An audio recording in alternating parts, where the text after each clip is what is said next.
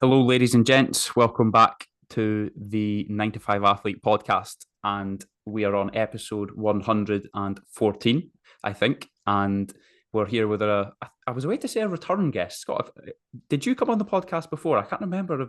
I'm pretty sure you did. And you obviously spoke at my event. I think, I think you're my biggest fan, mate. Yeah, I love it. So it I could keep well be coming that. back. Yeah, I think I did one of the first ones. You were maybe just starting it. Of course, I. I think so. Yeah, that honestly, it doesn't seem like it was that long ago, but I bet it was longer than what I think. Probably at Yeah, least over a year. And then I think the first event that you spoke at, that must have been like 1, 2 years ago in the summer. Everything just seems to be getting yeah. jumbled into one now. That's it. Yeah, that would be just over a year ago. I came back from the desert in May 23, so it was probably like June, July 23, maybe. Okay, yeah, no, that's cool. And Yeah. I think, well, basically, I put a post up on my Instagram stories and asked for anyone for some suggestions in terms of who they wanted to hear on the podcast. And sometimes there are a few like outlandish comments about like people that are like pie in the sky, like you're never going to be able to even get a DM sent to them. But there was Elon Musk. one popular person that popped up quite often. It was yourself, because a lot of Ah, people that were at the event had obviously been following you and heard that you were going to the Amazon and just thought, well, that sounds a bit mental. We'd like to hear about that. So I suppose a lot of the premise of what we talk about today, I just kind of want to know just what even happens there. it's a mad place. Like I've done quite a lot of traveling, but South America's the last continent that I'd never been to. Um, and oh look, it's a 5 day ultra, 230 kilometers. It's in Peru. So you fly into a place called Cusco, which some people might know. That's like the place you would go to do the Inca Trail and stuff, Machu Picchu. Um, and that's at altitude, right? Like, wow, I don't know. I think it's maybe like 16,000 feet, something like that. So there's a lack of oxygen, um, which was a problem. I've got a history with that. I went to Everest and probably 15 years, maybe 20 years ago now, actually. I was had a massive nightmare with altitude sickness and um, yeah, so it's a mad old place, and then you're in the jungle for 5 days just trying to survive and not get eaten by the most beautiful place, but also the most like violent place you've ever been to because it's just everything wants to kill you, really. I kind of I think we'd spoke about it on the last podcast about kind of some of the fears that you might have had going into it and some of the things that people would warn you about with the kind of running in pretty deep water and like obviously the various different creatures that you may come across. How was that?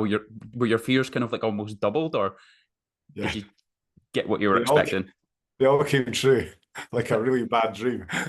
Um, yeah, I mean there is like almost every animal under the sun in there, and so I don't have massive like amount of fears with specific animals. Snakes, I'm not a fan of, right? Like I could probably handle a snake if you told me put a gun to my head, but I'd quite happily just be like, no, I'll leave that.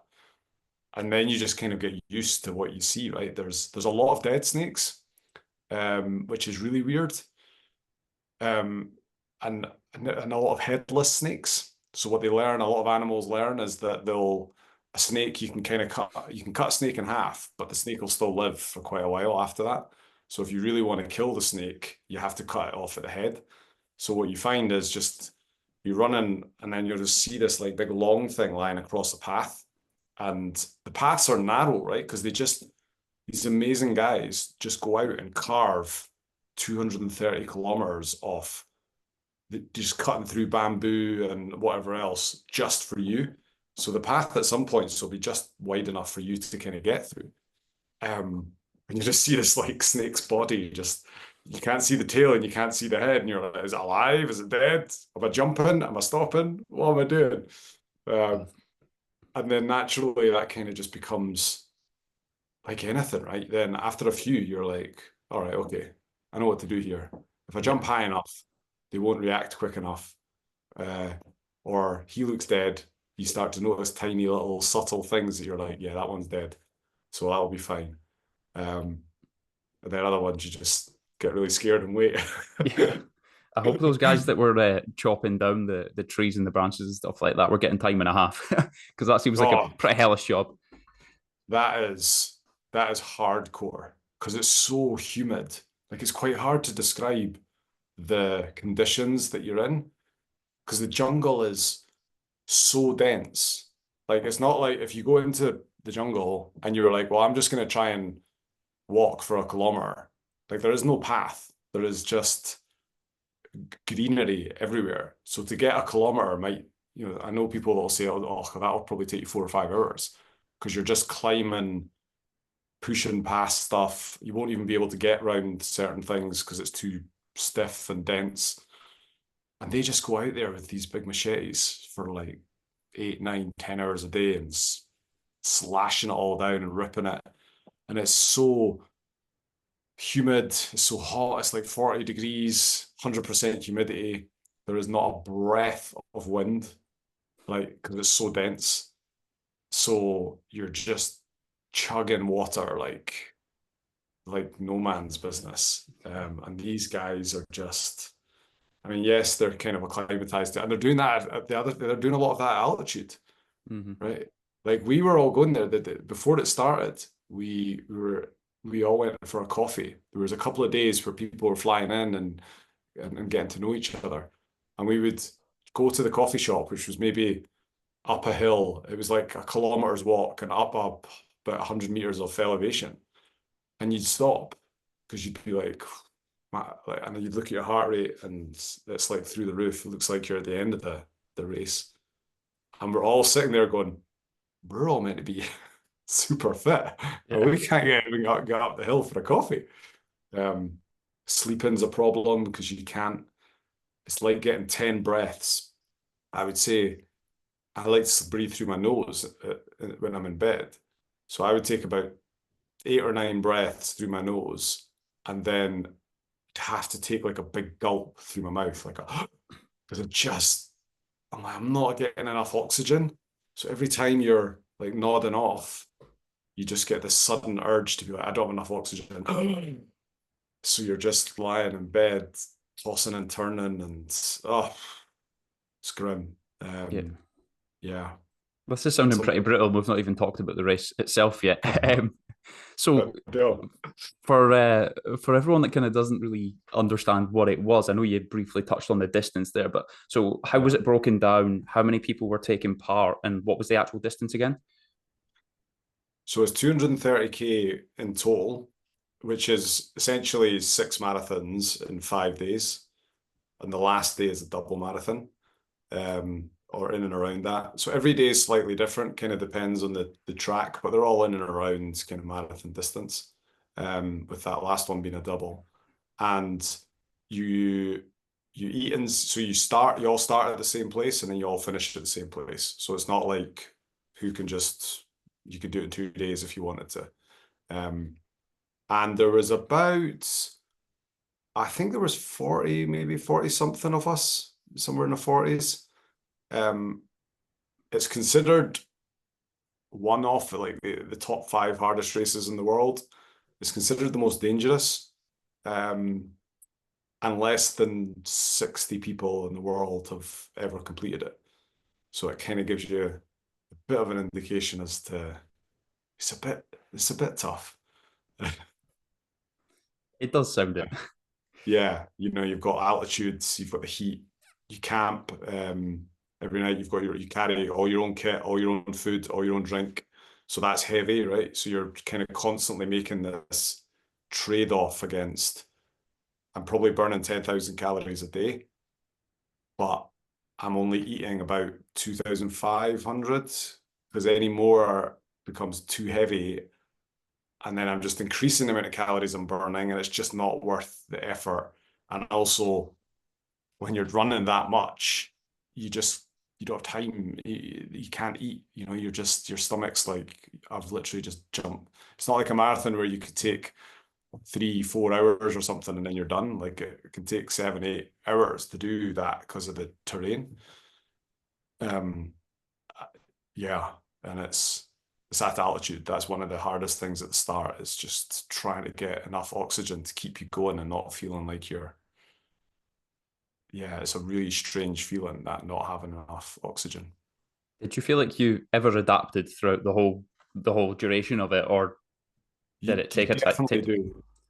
Yeah, you definitely do. As I say, we got there. It was myself and I think you know Mark Rhodes, another coach. Mark and I were went together, and we were looking at like our heart rate, even like your sleep score and stuff, right? You could see that my resting heart rate is usually like 42, 43, and when I got there, it was pretty much constantly in the 60s.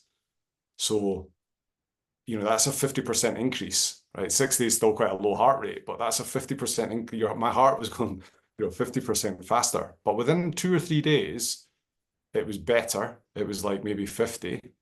Um, and the headaches start to go, your body does adapt. And I'd spent quite a bit of time in the altitude chamber before I got there.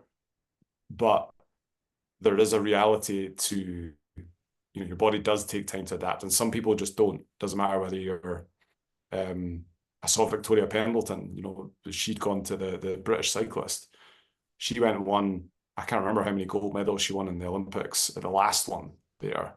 And she went up Everest 4 months later and couldn't get above base camp because her body just couldn't adapt to that lack of oxygen, which kind of just shows you that it's either something that you've got or something that you've not got. But it does get easier over time. And then what happens is day one is a lot of downhill. So you're going lower. Day two is a lot of downhill. And then day 3, 4, and 5, you're still high, but you're in what's called the Amazon basin, which is much, much lower, like probably, I don't know, 5, 6, 7, 8,000 feet. And there's a lot more oxygen at that level. Okay, cool. So other than the altitude and the oxygen, what was the first kind of moment that you came across where you were like, holy shit, like this is challenging, this is difficult, or a particular moment? I had a I had a race of sort of two halves, or maybe a 3/4 race and then a quarter race. I actually mentally struggled more at the start because I never went to like I ended up in I can't remember where I was. I was in like fifth or sixth place after the first day, and then similar second day, similar third day, and I'd never gone to compete. These some of these people are some of the fittest athletes in the world, right? And all I was trying to do was complete the thing, not it had never occurred to me that I would compete with some of these people.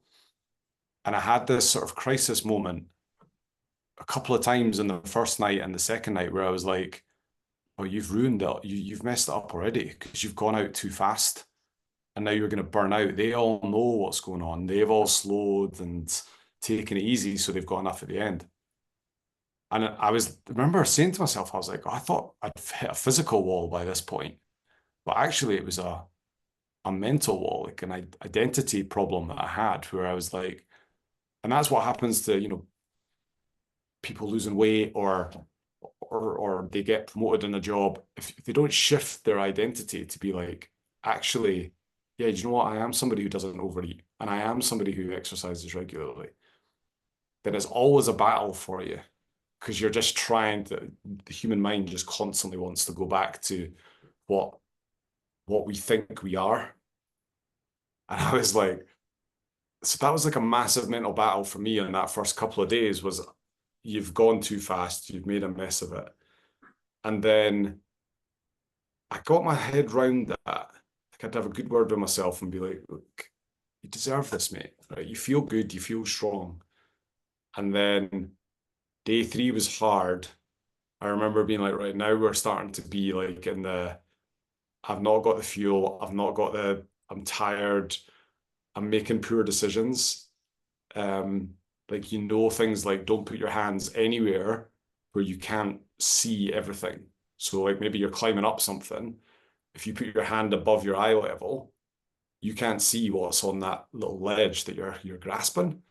And they're like, that's a no-no because there'll be snakes and spiders and all sorts of stuff in there. But you're so tired, you're just like, fuck it.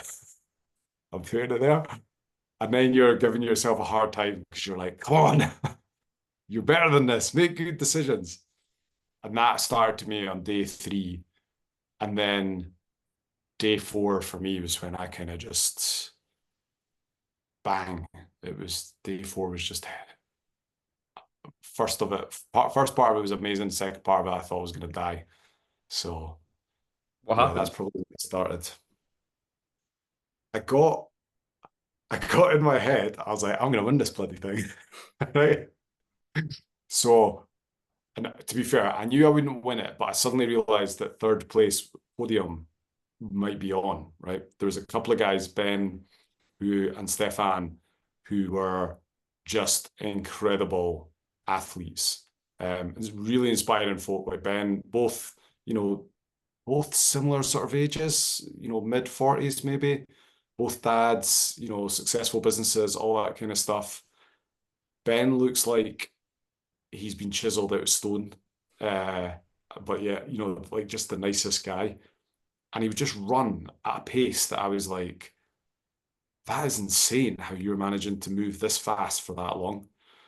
Stefan runs 200-kilometer ultras. That's his speciality. So those two were out of reach for me, but I thought third place was on.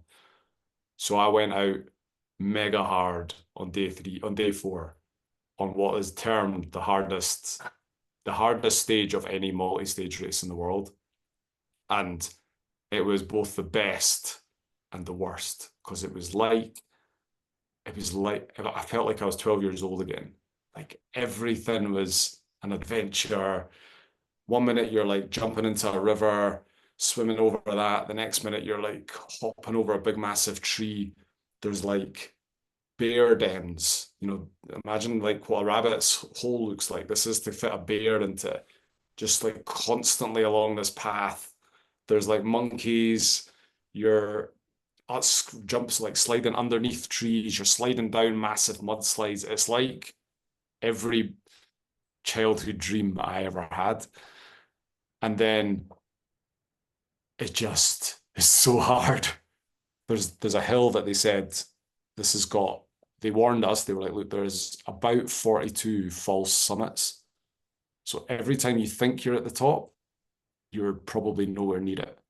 And I thought 42 meant like 4, but it actually meant 42 because I would get there and be like, oh, I can see nothing but clouds, so I'm here. Um, but really, for me, what happened was I went out super, super fast, covered, I can't remember how long it was. I covered the first 3/4 of it. And I think I was in third place maybe at that point. And I knew that I was struggling because I've never sweated out of like my cheekbones, but I could feel this, like, I felt really light and really odd. And I'd come up with this new scale of pain and how I was trying to figure out where I was and my effort levels. And I'd sort of come up with this thing that between 1 and 3, you're in pain, right? So you start running, and then eventually you get to this point where you're like, oh, this is really sore. Like my knees and my ankles and the muscles are getting sore. And then you get to this point where it's like between about 4 and 6, you start to feel quite nauseous and sick. And you're like, I need to stop because I'm going to barf. And this is a horrible feeling. And then you get to this like 7, 8, 9, where you don't feel a lot. The nausea's gone, the pain's gone, but your mind starts to, you just can't feel stuff. And it's a weird feeling. You can push so hard in that state, but not for very long. Mm. And I find the occasional time I'm in that state, it's great if you're on flat land.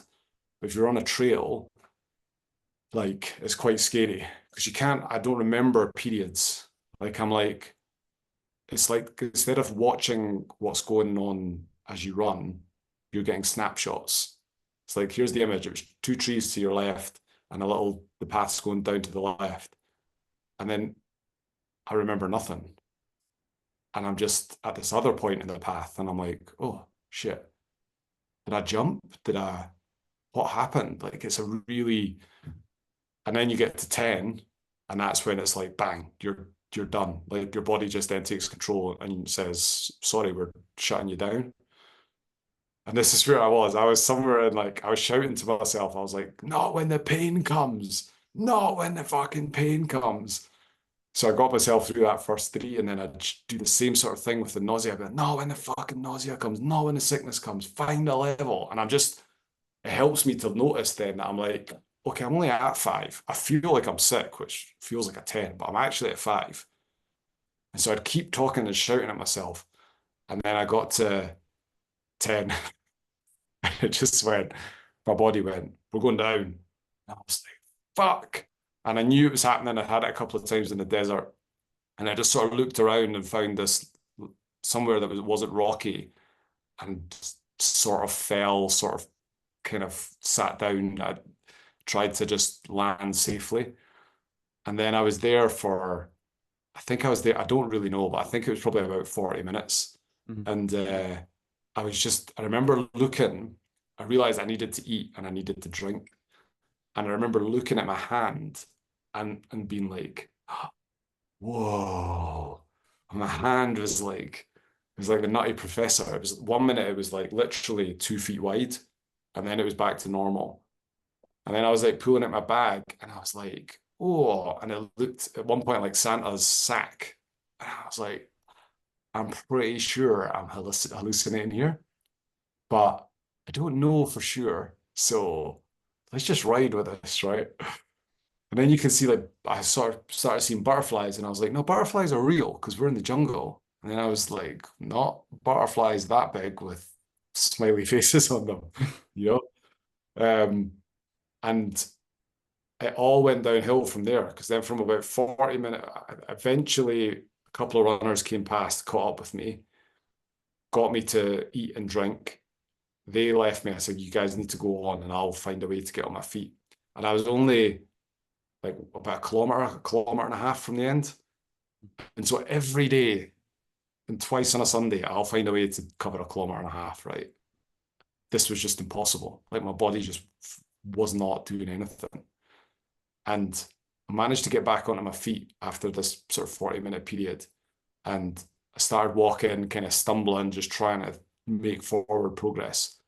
And then I just heard this pop that was, I was like, that's not a jungle noise. That's like a man-made noise. And I just felt this massive pain in my foot.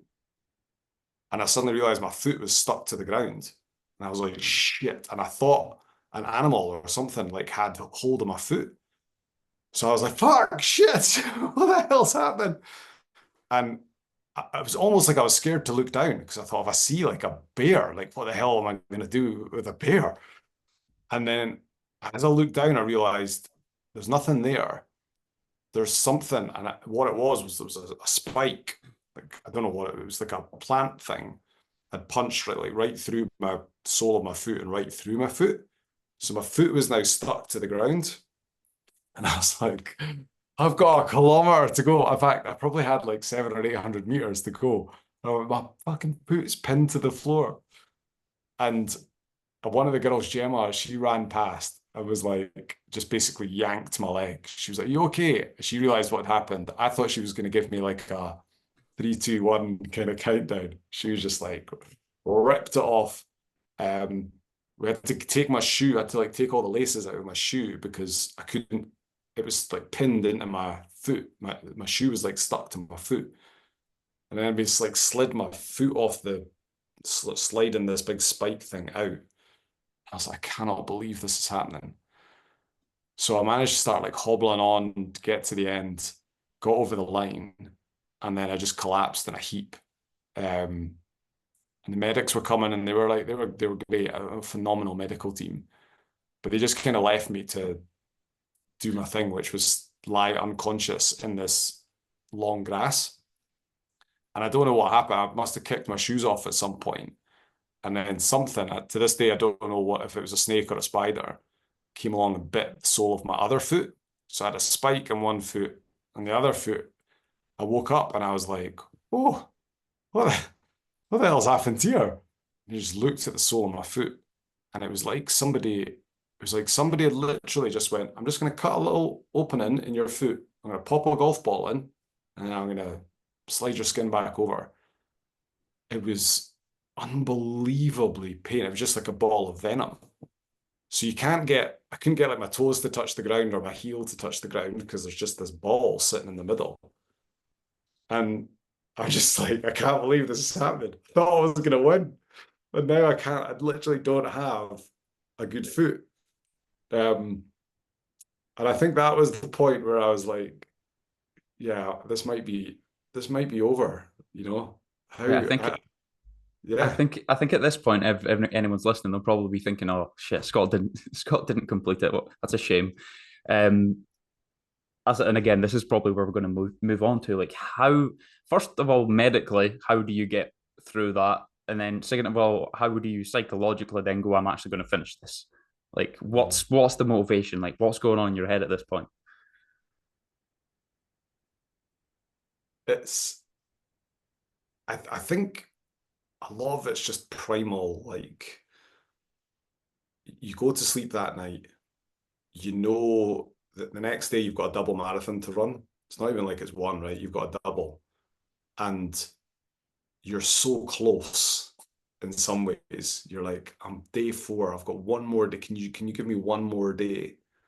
But you're also like, I am so far. Like a double marathon in this environment is, that's might take 24 hours. In fact, I think the cutoff's 32 hours. So I, I medically, like when I sat with the medics and they were like, "What do you want to do?" I came into the medics hall with a like an 8-inch Crocodile Dundee style knife.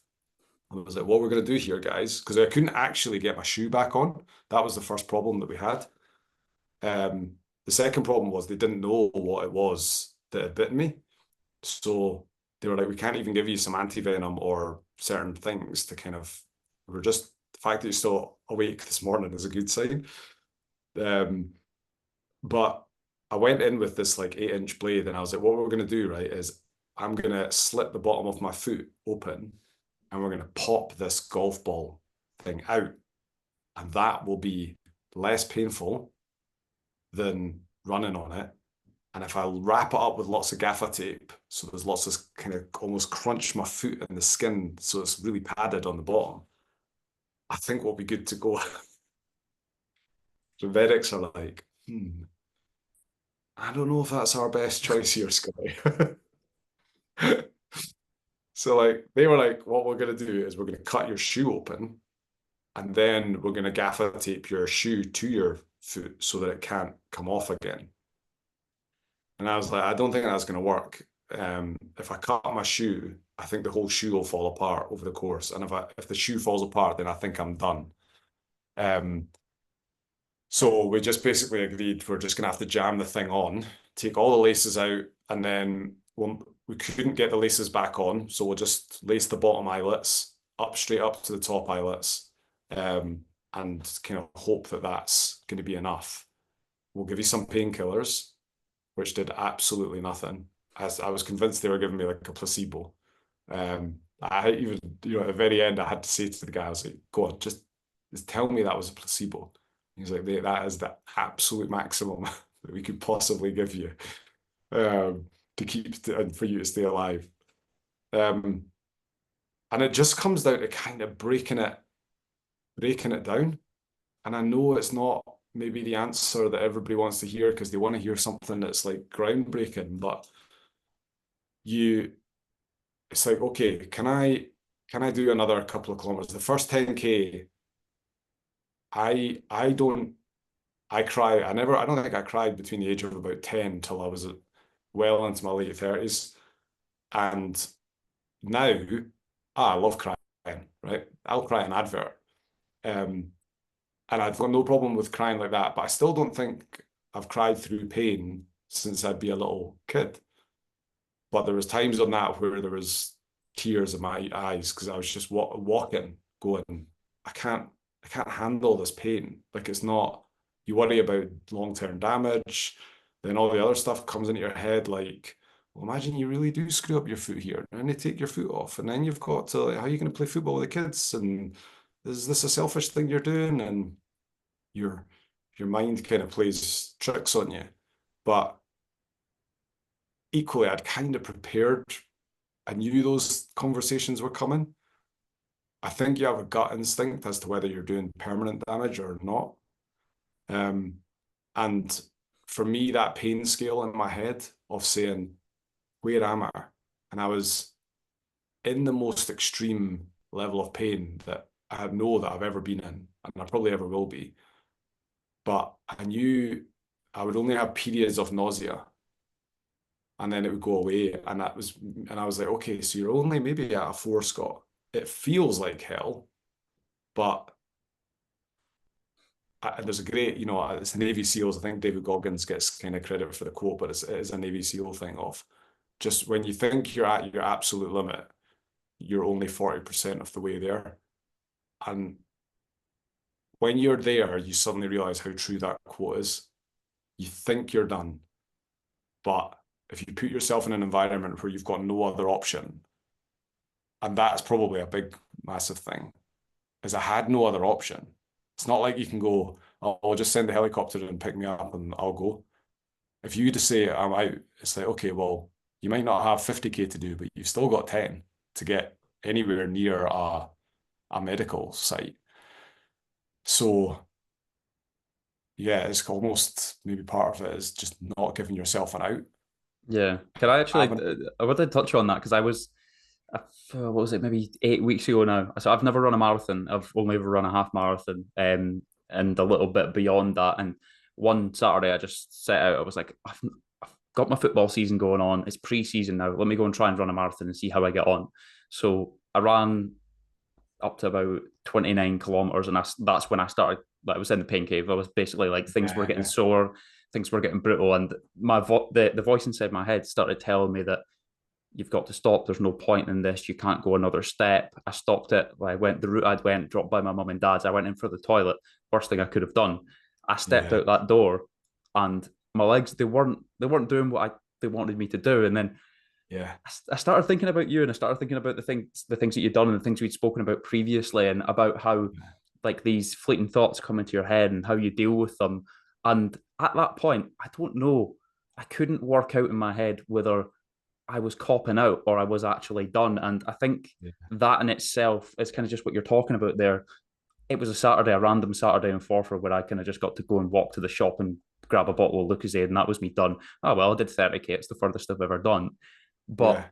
to me, if I had a gun to my head in that situation, could have I done the marathon? That's the thing that I still don't know because I've never tested myself far enough to do that. And I think that's where ultra running is Yeah. one of the probably the best thing that you could possibly do to stretch that limit.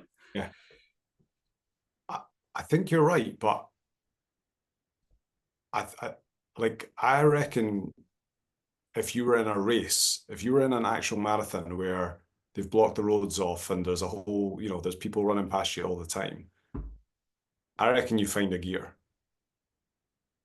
You would find a level to be like, well, old fucking Kathy from the baker shop just went past me, so I'm going.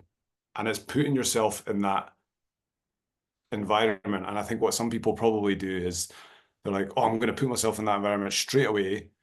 And like you've done in terms of, I'm going to run 30K, but it's like, well, you kind of need to build that muscle a little bit. The ideal scenario was these sign up for a race, put yourself in that environment every day, twice on a Sunday. I reckon you find a way to get through it. Whether you walk it, whether you crawl it, it doesn't matter. But there was too much comfort too close for you to be able to. We've all got the same problem, right? And that's what happens at the end. You get to the end and they're like, "Oh, can you put your bags on the minibus and all that?" You're like, "I can't." It's like, bugger off. You've just ran a double marathon. You can pick up your bag and walk, you know. but you've let go. And as soon as you've let go, that's almost it. You know, it's the same way with once you stop, it's really hard to get going because unless mentally you knew pre-stop that you were going to start again. Yeah. Um, yeah, I It's think really that's where the interesting. environment. Yeah, got It's to put yourself in the environment. Got to yeah, have it's people around you. If I was running there with you, like again, not because I'm anybody amazing, I would have just been like, "Shut up, Brian. Fucking move. Let's yeah, go." You'd be like, "Ah, I can't move my legs or I can't feel them." "Ah, I know that, right? We'll stop for 5 minutes until get this gel in you." And you would have went, "Oh, I don't want to look bad in front of Scott. Fuck it, I better go." Right. So yeah, when you're in that environment, different things happen. yeah, Um, yeah, and you just kind of like there was so much then that even happened. I mean, after the first marathon or somewhere after that, you get to this point where they said you're about to climb the biggest hill that you've had to climb all week. And like we've been climbing like 7, 8,000 feet hills, like Monroe's and the likes, just as a oh, we've got 4 Monroe's to cover at some point through the jungle. I always sort of thought the jungle is this like big flat pancake thing. It's like one of the most mountainous places I've ever been. And so we're at the bottom of this hill. It's me and this Kiwi guy, great guy. He was a big reason I kept going. He was like either talking to me about utter nonsense, but it was just keeping my mind busy, or I was having to talk to him because I was worried that he was going to bail. But we started climbing up this hill, and I was worried about him at this point because he was quite dehydrated. He was an amazing guy. He'd actually just come back. He'd had cancer 18 months ago. Had was in remission, but just finished surgery even 12 months ago. And he is in the bloody jungle. And I think he was maybe 51, 52. And but he was in bad way at this point. So I thought if I stop, I think we're going to be in real trouble here. But we started climbing up this hill and I felt this like really sharp pain in my Achilles. And at first I was like, tell me that is not my Achilles that's gone. I've never had that injury before, but I thought that's kind of what they talk about is this like sharp pain as opposed to dull. And but I thought if I stop to look at what's going on, he's gonna bail. I'm worried that I'll not get him started again. And then I've got a real moral dilemma about what do I do with him? Do I stay with him? Do I not stay with him? What do we do? So I thought I'll just keep going. And after about 5 minutes, I was like, that is getting really fucking sore. I need to see what that is. And I just looked down at my Achilles, and there was just this fucking massive spider clinging on to my Achilles. And I was like, ah, what the hell? And then the other guy's like, oh my God, like what the hell? Oh fuck. And we've got like running poles, like sort of hiking pole things. So I immediately start like smashing the spider on my Achilles to try and get it off. But its like teeth or its fangs are so far into my Achilles, like through my compression sock, through my cotton sock, and into my Achilles, that its legs were flapping about, but its head was like lockjaw, just stuck. So I'm like, fucking hell, get this fucking thing off me. And then and then I was like, it's not coming off, it's not. So we grabbed a rock and I just started like smashing my ankle with a rock. And it was the most disgusting, gruesome thing because it's just like pulp and blood and guts like spraying about on my leg, which giving me the barf even just talking about it. And then eventually, like its body kind of broke away from its head, and I realized it was dead. And then I had to like unhook it like a fish hook to get it out, and then throw this thing away. And I was like, "Fuck!" Like another fucking. But I mean, I don't know what it is. So we started like we just in a weird sort of way. We were kind of laughing, but also like he's going. We've spoken about it since, and he's saying he's going like shit. Have I now got a problem case on my hand? Is he going to keel over? And I'm going, he's my problem case. If it wasn't for him, I would have got that spider off ages ago. And I said to him, I went, the one lesson that they'd said to us about getting bitten by anything is like, if you do get bitten, try and remember exactly what it looks like, its colors, its markings, so that you can tell us, and then we know what anti-venom and kind of stuff to take, to give you. So I said, what did it look like? And he went, I think it was like brown, with like yellow spots and shortish hair. And I was like, no, it was green with like brown spots and it was long haired. I was like, oh, we are completely screwed here. Um, so yeah, and then you're just walking about thinking there's just venom just pumping around my body, and I just hope to God that this isn't, going to be something really bad. Um, but then that's kind of when you have to keep control of your mind, and it's like a lot of the time I'm just thinking about like horse, blinkers that they put on a horse. I'm just like literally, sometimes I even put my hands up. I'm like, right, what is the one thing that you're going to try and focus on no matter what? Like the focus is just on the finish line. How's that going to feel? And and then I'd add in a few more because eventually that'll get boring. Just focusing on that finish line. I'll be like, okay, what about at the airport when I come through the door and the kids come running up and I get to give them the medal and to get a big hug, and what does that feel like?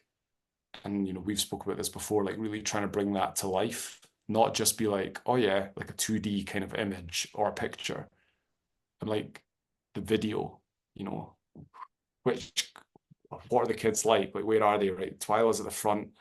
She's kind of beating Harper, and her hair is like streaming behind her, and it's a little bit across her face, and I can see her big teeth is like she's got this massive cheesy grin, and then she'll hit me like just above the knee. She'll kind of hit me, and I'll feel like the warmth of her skin, and I'll feel like she'll be wearing that hoodie that I really like, and I'll feel that on my neck, and just trying to get lost in that moment of replaying things like that. And sometimes you can burn 5 minutes thinking that, sometimes you can burn like 50 minutes. Which is, and ultimately what you're trying to do there is get yourself into flow state so that you're not in pain state. Um, yeah, so Yeah, that's something that intrigues me like a lot, and I really wish, like, well, in the future, I'm sure I will. I want to practice more of that stuff with longer distance running when I do eventually run my marathon and beyond. And like, yeah. I just had a client that did the it was like one of the backyard ultras, the kind of Oh 20, yeah. 20 24 hours and beyond. Yeah. And Love I'm it. sure that he was using a lot of that sort of stuff as well, like because I suppose you need to with that length of time running over and over and over again in the same route, like especially seeing the same things in front of you every single time you do the loop. Yeah. It's an amazingly powerful thing that for me, I didn't really master it until I started doing ultras, because you almost have no choice but to do that. And again, the beauty of an ultra is I might be 50K into an ultra and think I've had enough, but I might be 20K from well, that's cool if you've had enough, but you're still going to need to walk 20K till you get back to somewhere that's got a taxi or somebody that's going to take you home. So you're then left with no choice but to do these things. The hard thing, and what's great now is like I can go into that state sitting here because I've without having to go and do a 50K ultra because I've practiced it so many times. But it is definitely harder. People will be like, oh, well, I just won't do the ultra. Just teach me how to do it when I'm sitting at my desk. And it is possible, but it's a hell of a lot harder. It's almost easier to run the ultra, learn it, and feel it because it is a feeling. Um, I know you'll have a lot of guys, a lot of sort of football guys and things. It's like when you play that perfect pass, when you strike that ball into like the top corner from 30 yards and it just bends round, it's not. a thought process that you're going through. You're not like, right, I need to get my foot at 33-degree angle. I need to make sure that my ankle is at a 22-degree. You're just going off feeling. And it's so precise that you almost don't notice it. Like the ball, as the ball connects with your foot and compresses and then comes back out again, that is all feel. That's why I'm not a professional footballer and lots of others are, is because they can almost bring to life that split second and make it about a feeling. Whereas for most of us, it's like oh shit, like I need to get my knee above this and my like body into this position and whatever else. And it's just a feeling. Like when you search for the feelings, it all becomes easier. I think When you that try like and force it, the mechanics, it doesn't. yeah, I think the instinct can only be like improved by repetition and actually doing the thing, like playing the game of football, training, or like being in the high pressure situations. That's Yeah. definitely how I feel in football anyway. And I know that's pretty much, I mean, you've obviously worked with a load of footballers. They'll be the exact same. Like the best players are tend to be the ones that you just watch them and they're like, you are operating off of such instinct and flair. Yeah. Yeah. And and what they're doing, I've literally had this. I do a lot of work with the girls at Hibs, and I was talking to them yesterday, Tuesday there, a couple of them about what are they doing when they're struggling for confidence? What is it that they're doing versus when they're feeling like doesn't matter what happens today because I'm going to absolutely boss this game. And it's very much there's no difference mechanically in what they're doing because they've done the rep 1,000 times. They've made that 30-yard pass literally thousands of times. But when they are full of that confidence, it's like you have to recreate that for them. Like, talk me through that. What does that feel like? And one of the girls said, um, I don't actually feel like the steps as I'm running.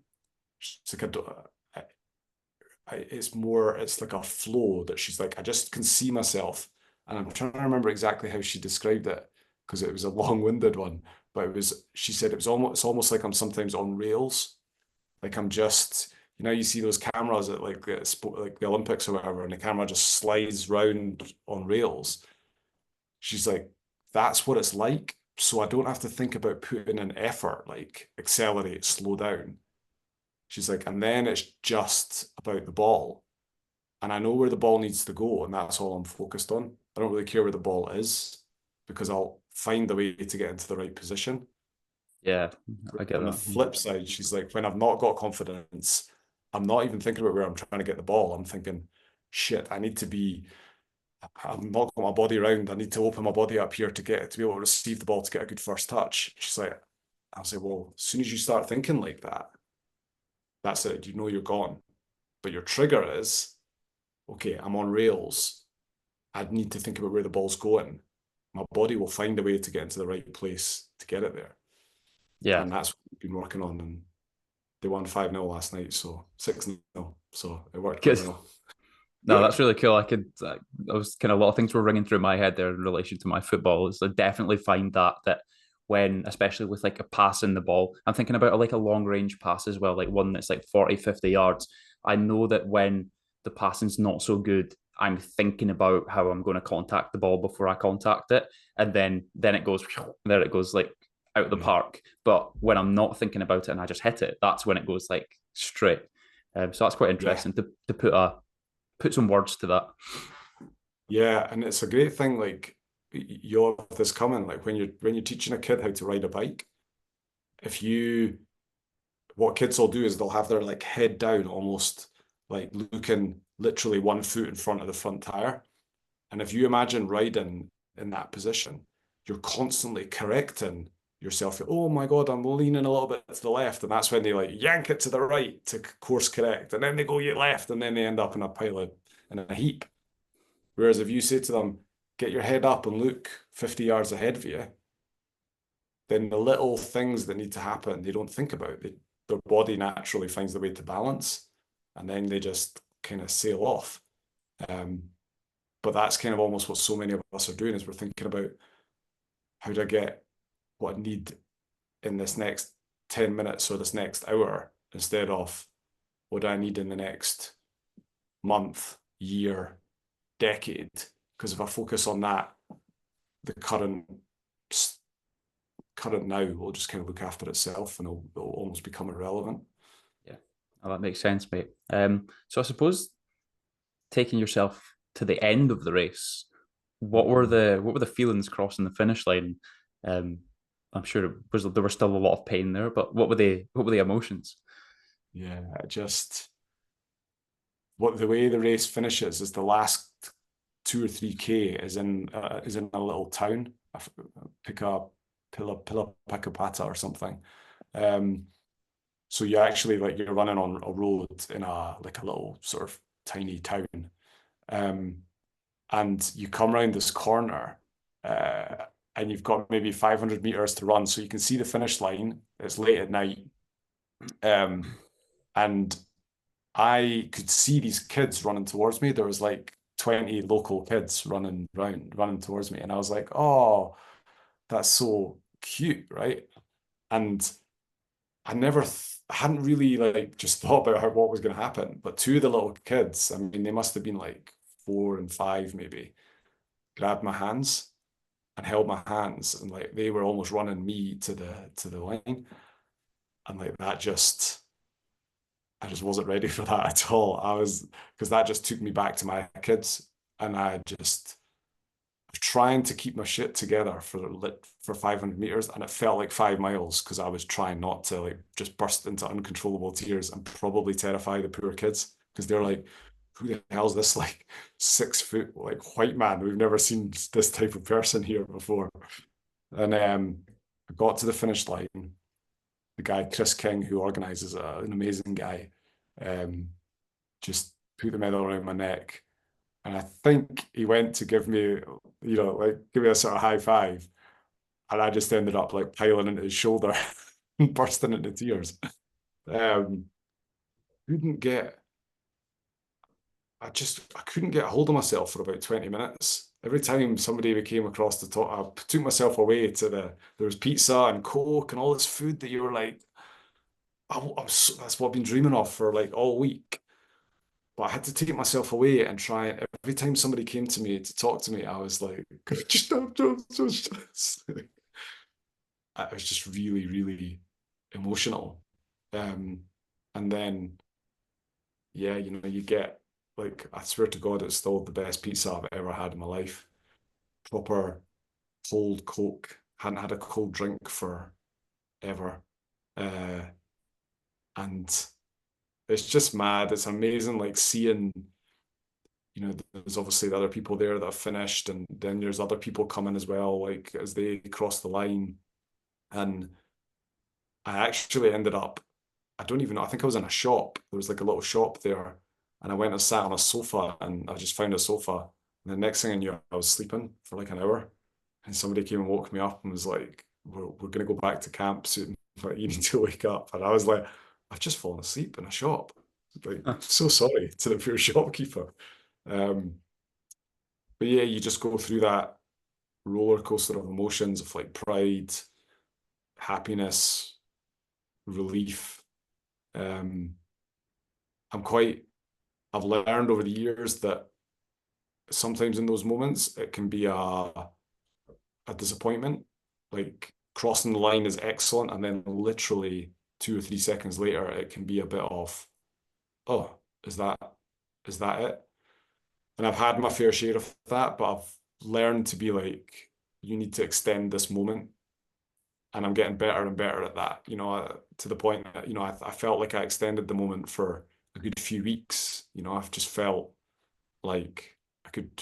I was just so proud and so chuffed and so yeah, yeah. I managed to make that last, and that's just something I'm continue to work on with anything, right? You don't. I don't. It's almost part of the problem is some people will be like, the only way I'm going to get to feel like that amazing pride is if I run the world's hardest race. And it's like, well, you can only do so many of them in a year. Yeah. And it's trying to learn how to do that with the little things, like, whether it's your kid taking its first steps or just having a nice meal. Like when you can get to that point where a nice meal in your house is brings you pride and happiness, and it's quite amazing because then you just get that feeling all the time. Um, I was literally talking about that with one of the players this morning at Celtic, and we were talking about the how the little things aren't quite what they used to be. Um, and they've just moved to Celtic, and this had been like a dream kind of a dream thing, and how one of the things that they remember the most is the feeling of sometimes just shutting the curtains and putting, when the rain's like lashing off the window and it's like freezing cold outside, but feeling like a really fluffy carpet and like turning your toes on that fluffy carpet. They were like, I just don't ever appreciate that. But that used to be something that I just always look forward to after a game or after a cold, session outside or whatever. Um, Now I need to like have that my moment is only when I get to sign for somebody like Celtic, and it's like, well, that's why you're not going to feel that great because you only get that moment once every 3, 4 years. If you sign an extension, you might not even get it again. So it's trying to find those little periods of joy in the little things that allows you to do the big things. Because that's where I get my energy and my boost and my like. Everybody's like, how have you got the drive and the energy and all that? I'm like, because I'll come downstairs and be like, I'll just look at my kitchen and be like, how did I get a kitchen like this? It's so cool. It's a proper like amazing kitchen. And then I'll maybe get a hug off my daughter and I'll be like, a lot of people don't get that. A lot of people, it's like two ships passing in the night. And I'm like, my daughter just comes down every morning and gives me a hug. And it's like, if I do nothing else as a father, I think I've done quite well to kind of make that happen. So then the idea of going running is like, yeah, no problem, because I feel great. Um, yeah. I mean, So I feel the exact same as well now. With maybe something I didn't appreciate too much before having our baby is that like yeah. these little small things. I've become very aware of it. I mean, a book that I just read was Oliver Burkeman's 4,000 Weeks, which it really Yeah. helped with this as well, just allowing me to kind of, it's not like, okay, maybe I've got a game every Saturday, or that I've got some big event that's happening in 2 months' time. Instead of just being totally dialed in and focused in on that, like take yourself back. You've actually got quite a nice life with a lot of good things going on, with a really nice family and cool things happening every single day. And if you can strip things back and, as you've just said, to enjoy the little things. Like I do the same thing sometimes now with this office. Like I used to work in my mum's spare room, and there was like clothes hangers and stuff like that everywhere. And now, like, I've got my own office and shit, and there's a darts board, and it's like quite fun. And it's like, Yeah. I appreciate that like so much more every single day, and it just brings a little bit more happiness to your life. It does. And it's that ability to like, I think some people get stuck because they go, oh, I should be grateful for I've got a roof over my head, I've got food in the cupboards, I've got a nice car and a nice house. And like I can't really get grateful about that, rightly or wrongly, but I can get grateful about, like I say, that feeling of my daughter coming up and giving me a hug and the skin to skin contact and the pressure that she puts on my chest as she cuddles me, or the feeling of granite in the kitchen. I'm like, fucking wow. It's you that a house is a big thing, and I'm like, I just can't get excited about that, but I can get excited about a little bit. Maybe it's the nice door handle or the car. Like I love my car. I've got a very nice car, but it's actually the stitching on the steering wheel. I always get in it and I'm always like, oh, that's so cool. Somebody's hand stitched that. That's mad. And that's what I get grateful about. The concept of the car is too big to work, but the little touch and trying to get your senses to come to life is what brings it to life for me. Well, mate, what could I say? That's been another like I use this word like mildly, but I don't use it very often. It's captivating. Like just hearing about your story and the Amazon, like I obviously followed it in terms of the tracking and I've seen some of the photos, but you can't like even begin to think about what it was like. And I was just going on a whole visualization like journey throughout when you were speaking there about what it might have looked like. And I think it's so cool, mate. And I think it's a massive achievement that you're obviously like super proud of, and you should be. And mate, it's a pleasure to speak to you again. No, thank you, man. It's a pleasure to talk to you. It's always good. It's been a ride. It's been a ride. Thank you again, Scott. Appreciate it, mate. Cheers.